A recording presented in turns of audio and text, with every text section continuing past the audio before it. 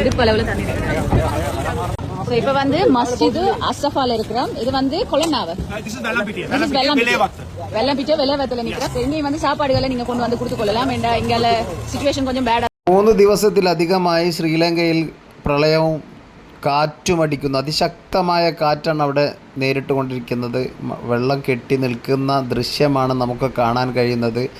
ഇവിടെ സഹായങ്ങൾ എത്തിത്തുടങ്ങി. ഇവിടുത്തെ പള്ളികളിലും അമ്പലങ്ങളിലുമൊക്കെ ക്യാമ്പുകളുണ്ടാക്കി ജനങ്ങളെ സുരക്ഷിത സ്ഥാനത്തേക്ക് മാറ്റി തുടങ്ങി. ഒരുപാട് നാശനഷ്ടങ്ങൾ ശ്രീലങ്കയിൽ കാണാൻ കഴിയും.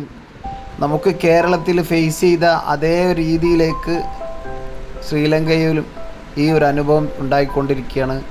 എന്തായാലും പ്രകൃതി ശോഭിക്കുന്ന നിമിഷങ്ങൾ അതിവിദൂരമല്ല. മനുഷ്യർ ചെയ്യുന്ന പ്രവർത്തനങ്ങൾക്കെതിരായിരിക്കും